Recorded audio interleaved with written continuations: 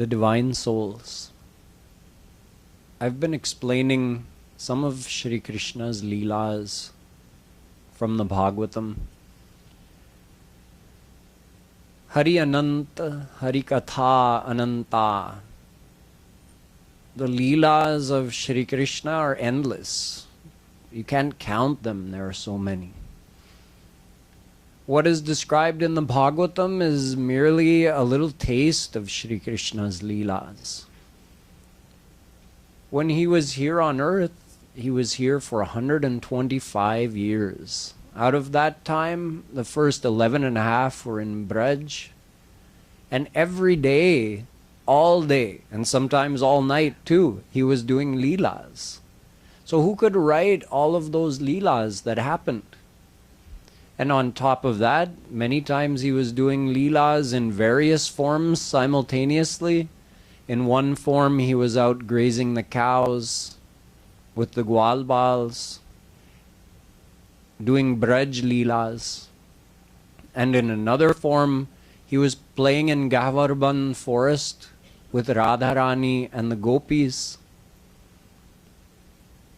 His Leelas defy our material logic, but they can be and have been categorized for our understanding.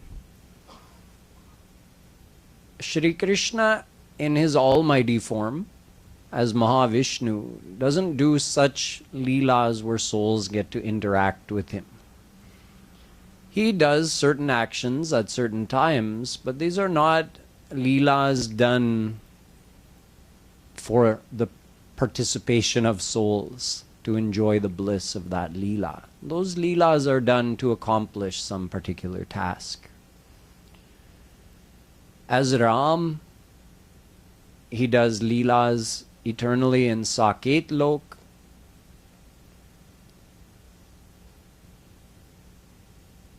In his avatar as Shri Krishna, he did Leelas in Dwarika abode, he did Leelas in Mathura abode, and he did Leelas in Braj. These are progressively sweeter and sweeter. There's more and more Madhurya. Madhurya is revealed as his Aishwarya is concealed. Similarly, in the world, the more formally a person is behaving in any given situation, the less, if there's someone there who knows them intimately, but is with them in a very formal situation, they're not going to be able to enjoy the sweetness of that intimate relationship with them. Like if your mother is a teacher.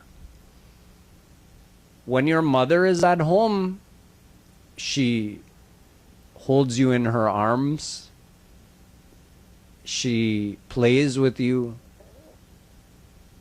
she might make something for you and make you eat it. So you have such a close relationship with her. But in the classroom, if you were to go in the school, she would have to treat you like any other kid, right? So that sweetness is gone. Now there's a formality which restricts the sweetness. That's Shri Krishna as Mahavishnu, as the king. As Shri Ram, that's slightly, that formality and almightiness is slightly reduced. It's concealed, so more of his lovingness is revealed. As Dwarikadhish Shri Krishna, even more of that Madhurya is revealed. He becomes less formal. As Mathuradhish Shri Krishna, the Leelas he did in Mathura were even sweeter than those he did in Dwarika, because he was less formal there. And in Braj, there was no formality. You can say that, in fact, Shri Krishna didn't act like God at all. Other than killing a few demons here and there, he didn't show his divine power. He didn't give any lectures like he did in the Mahabharata war to Arjuna, telling exactly who he is, I'm God. He didn't do that in Braj. In fact, when Accidentally, his mother happened to catch a glimpse of that divine state, his actual divine status, that the whole universe is within him. He made her forget, because the Madhurya was gone. The instant she saw that, she said, "My son is the Lord of the universe?" Huh? And she was shaking. She was overwhelmed, like Arjun was overwhelmed seeing Shree Krishna's almighty form on the battlefield. He was trembling, such a great warrior, and he was trembling before Shree Krishna. Not always, but in general, given a choice, souls, people like us, will choose the Madhurya form, not the Aishwarya form. We want to have him as our friend, our child, our beloved. It is this form that Shree Krishna revealed in Braj, when he played with the Gwalbals as a boy plays with his friends, joking with them, rejoicing them by making them laugh, playing games with them, getting teased by them, with his mother being demanding, as all little boys are, "Mother, I want the butter now." Well, right now I'm churning the curd, so I have to churn the curd, then we'll get the butter out, then I can feed you the butter. "Mother, churn the curd later, give me the butter now." So a devotee just feels, "Oh, I want Krishna like that. I don't want him sitting like on the throne of Dwarika. I am the ruler of this kingdom. I dole out punishments and give charity every morning." And okay, yeah, it's our same Shree Krishna, but I want that Madhurya wale Shree Krishna, Braj wale Shree Krishna. So anyway, within Braj also there were different classes of saints who got to enjoy different classes of Leela. The Sakhya Bhav saints, Shree Krishna's friends, the Gwalbals, they got to enjoy what are called Sakhya Ras Leelas. Mother Yashoda and Nanda Baba, they loved him with Vatsalya Bhav, as you would love your own child. And some of the older gopis and older gopis, they also had that fatherly or motherly love for Sri Krishna. So they got to enjoy the Vatsalya Ras of Sri Krishna's Leelas. Both come in the category of general Braj Leelas. Sometimes all were together, like Gwalbals, Mother Yashoda, Nanda Baba, Gopis, everyone together, like when everyone gets together and plays Holi. That's also a general Braj Leela. But sometimes Sri Krishna would reveal an even more intimate form of himself, Vrindavan Wale Sri Krishna. In these Leelas, only Radharani and the Gopis are there. All these types of bliss and types of Leelas are also eternally being given and eternally happening in the divine abode. And when Sri Krishna and Radharani came here, they also revealed those different types of Leelas on this earth, so that we could know about them. And some of the saints who had attained one type of divine bliss or attained Sri Krishna in one type of form could also take avatar, because there's no way to upgrade in the divine world. You're totally happy with what you have. But if someone at some point in their devotion before God realization had desired the Leelas of Radha Krishna, they might be given a chance to also come during Radha and Krishna's avatar, and they could come as a Gwalbal or a Gopi or something like that, and then they would get to experience that ras. So sometimes Sri Krishna was doing different types of Leelas simultaneously. He might be doing Kunj. See, the Vrindavan style Leelas, they're divided into Kunj, Nikunj, Nibhrit Nikunj Leelas. In Kunj Leelas, all the gopis participate with Radha and Krishna. In Nikunj Leelas, only the Ashtamaha Sakhiya participate. Radharani's 8 personal aides, the 8 gopis who are actually emanations of Radharani herself. They're her swanch. And in Nibhrit Nikunj Leelas, only Radha Krishna are there. Even the 8 personal aides of Radharani don't have direct entrance to those Leelas. Sometimes multiple Leelas may have been going on at once. Like in one form, Shree Krishna is out grazing the cows. He left his mother in the morning. Gopis watched him go. They're thinking, how will I spend the day without getting to see my Kanha? He's out grazing the cows and he comes back and everyone sees him and his mother gives him a bath and feeds him dinner. This is a general Braj Leela. But simultaneously, in another form, Sri Krishna has walked to Barsana and met Radha and the gopis in Gavarban, in the wood garden near Radha's palace on Barsana Hill. Or they met at Kusum Sarovar or at Prem Sarovar. What I'm trying to say is the number of Leelas is unimaginable. The Bhagwatam just tells a few of these. And out of those, I'm sharing some of them as I've understood them through Jagadguru Shree Kripalu Ji Maharaj.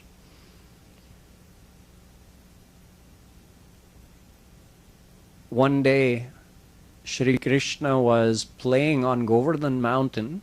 Of course, the cows were grazing. And while they were grazing, Krishna and the Gwalbals were playing hide and seek. And also what kids nowadays call cops and robbers. That's what we used to call it.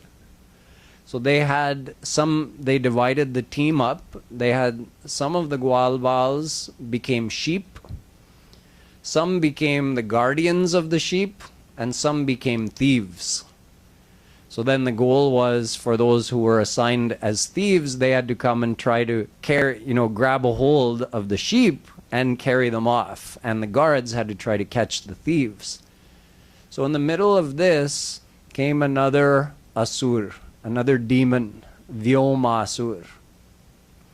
He took the form of a Gwalbal and he started carrying off Gwalbals and hiding them in a cave up there on Govardhan Hill, and he blocked the entrance to the cave with a big, huge boulder so they couldn't get out.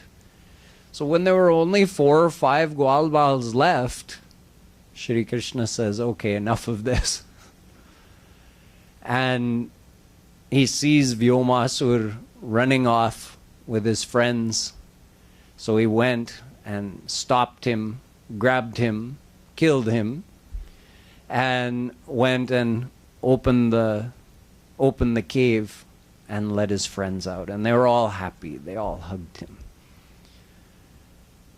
Now, Akrurji is on his way from Mathura. Akrur means one who is not cruel. But Kunj has sent him on a mission. He is to go and bring Krishna and Balaram to Mathura. So, having received that agya from Kunj, he slept that night in Mathura in his house, and the next day he got on his chariot and he left for Braj. The whole way, as he was riding his chariot, he was thinking about meeting Krishna and Balaram. You know how sometimes when you're very attached to someone, it could either be out of love or out of dislike. You think about the next conversation you're going to have with them and you plan it in your head about 50 different ways. You don't even realize you're doing it, but you're having this conversation with this person. Or am I the only one who does that? Am I crazy? I think probably everybody's mind works that way. So you're thinking about, okay, I'll say this and they'll say that. And so this is actually a form of what? Roop Dhyan. That's right. Akrurji was doing Roop Dhyan of Krishna and Balaram the whole way. Okay, when I get there, they'll probably greet me like this, and then I'll say this, and they'll do that. So he was so much looking forward to meeting Krishna and Balaram that he was just thinking about them, meditating upon them the whole time. When he reached there, it happened exactly the way he imagined it. He got there, and Krishna and Balaram came and personally met him and asked about his well-being and invited them into their house. And there, of course, Nanda Baba and Yashoda came and treated him like a respected guest. Krishna and Balaram washed his feet. They had some nice conversation. And then Akrurji said, plain and simple, your Mamaji Kans, he has sent me. There is a big Dhanush Yagya going to happen tomorrow, and you've been invited to come and attend. He would like you to be his guests over there, and he wants you to see the great city of Mathura. So Krishna and Balaram, knowing full well what Kansa's plan was, they agreed. Nanda Baba was also invited. He told all the gopis, come on, we're loading up all of our Belgadis and we're going to Mathura. We are also going to witness this great event. So as Krishna and Balaram are getting on the chariot to go to Mathura, the residents of Braj feel like they're losing the treasure of their life. Although Shree Krishna didn't say to anybody that I'm not coming back, which he didn't. He's only been on the earth for 11.5 years. And he's about to go to Mathura and not return to Braj until the day he leaves the earth. Over 100 years. He's not saying that. He's saying, I'll be right back. I'm just going to Mathura. But they can't bear to see him go. We were just singing, Mero ek prana dhan, Mero hai jivan. Shree Krishna was literally the life of those Brajwasis, gopis, Gwalbals, Mother Yashoda. We have attachment in some people in this world, so we know what it feels like to love. We know what it feels like to be loved. We know what it feels like to miss somebody that we're dearly attached to. God has given us this loving heart so that we would know how to love him. Let me say that again. Shree Krishna has given us a loving heart so we would understand perfectly well how to love him. It's no mystery how to do bhakti. The very same way we love our children, our friends, our spouse, exactly the same way we can love Krishna. Our heart doesn't have to learn any new skill. What gopis and Gwalbals felt in meeting with Shree Krishna and what they felt in separation for Shree Krishna, we can only have a small glimpse, a tiny guess of that, because we know what it feels like to love, and we know what it feels like to be separated from someone we love. But what they felt was many times multiplied from what we experience in the world. You see, when you start to do devotion to Shri Krishna, you start loving him, your heart becomes attached to him a little bit, and then you feel love for him. Then you realize, your mind recognizes, that feeling of love is much deeper and much stronger than anything I experience in this world. It's of a different quality. It's like on a soul level. So imagine, even as you do devotion, that love for Shri Krishna grows stronger and stronger and more powerful and deeper in your heart. Now imagine gopis, Gwalbals, Mother Yashoda, all these Brajwasis, they're divine saints. Their devotion got perfected a long time ago. We're doing devotion. They perfected their devotion. Their love for Shri Krishna, when they were doing devotion like us, they kept doing it all the way until it reached the state of perfection. Siddha Bhakti. Their heart became completely purified and totally joined with Shri Krishna and completely permeated with Shri Krishna's love. So the love they experience in being with Shri Krishna is actually unimaginable for us. We cannot imagine, but we can have a little glimpse through our own devotion, whatever level we've reached to. We have some guess, but multiply that by infinity and you have the love of the Brajwasis for Shri Krishna. When you love someone in this world very dearly and you're separated from them, you just feel like this person you can't live without. They give you so much happiness. They're like a part of your life. The Brajwasis' love for Shri Krishna, when it's infinite times greater than the love we have for any person in this world, then their feeling is not just that Shri Krishna is a part of my life. Shri Krishna is my life.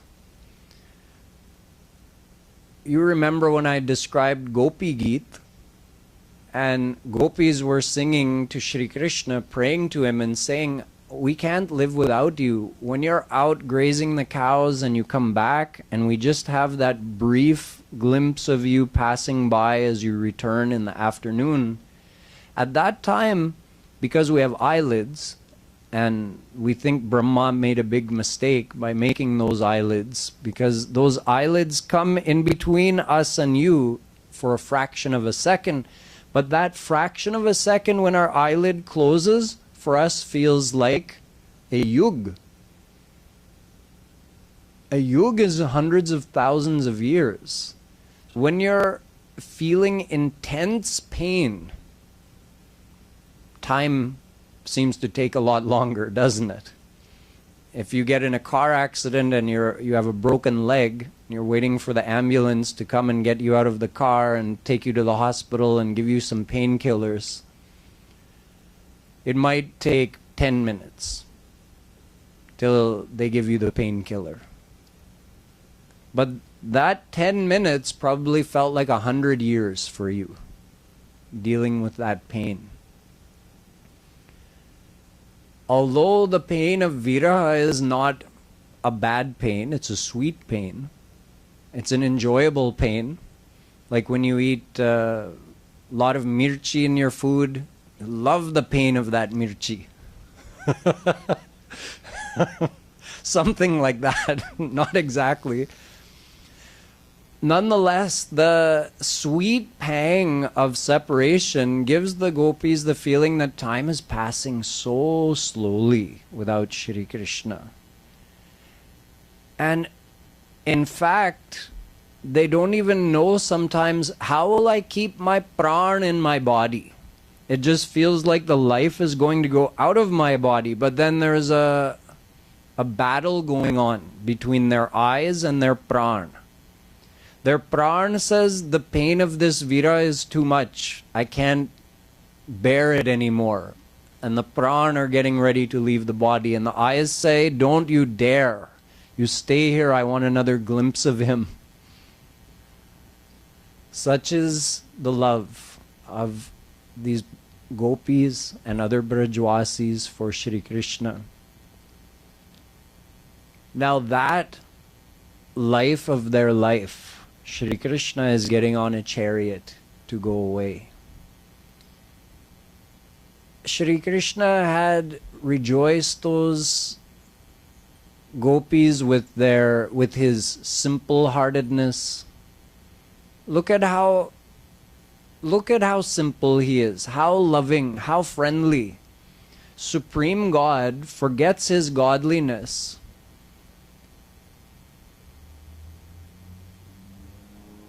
And he's playing with illiterate gwalbals. Meanwhile, over here, there are educated Brahmins doing great yagyas and chanting mantras of the Vedas with proper enunciation. Shree Krishna isn't attracted by that. He's attracted by the simple love in the heart of his friends. So he's over here playing with the illiterate gwalbals. He doesn't go anywhere near those yagyas. Over here, he's talking to the calves. Go sutta hun kritai. Hun kar rahe. He's mumbling and talking in their language with those little calves. Oh, are you hungry? Should I let you loose? You can go eat some grass, or you can go find your mom and drink her milk. Should you want? Oh, okay. He's talking to the calves. Over here, some great learned personalities are reciting stutis of Shree Krishna. He's staying far away from that. He'd rather be over here talking to the calves. Over here, he's seen serving the gopis, dancing for them. They're just clapping their hands and he's dancing for the promise of a little bit of chach. He's helping them lift their basket of gobar on their head and collect the gobar. He's serving those gopis. He's become their das. And over here, the great yogis are sitting and doing dhyan of him. They're trying to meditate on him in their samadhi, and he's not going in their samadhi. Over there where he's being invited to please come in my mind as my Swami, he's not going over there. He's happily going as their servants to the gopis. So who could be so simple-hearted, so loving to his devotees? So all the Brajwasis felt like, if he goes, how will we live? Gopis were actually throwing themselves in front of Akrurji's chariot, that Krishna should not leave. They were hanging on to the chariot. Eventually, Shree Krishna went out of Braj, leaving the whole of Braj in a state of viraha which cannot be imagined. Cows stopped feeding their calves. Calves stopped wanting to drink milk. The gwalbals didn't want to play anymore. Gopis found no interest in anything. Mother Yashoda and Nanda Baba didn't know what to do without their Lala in the house.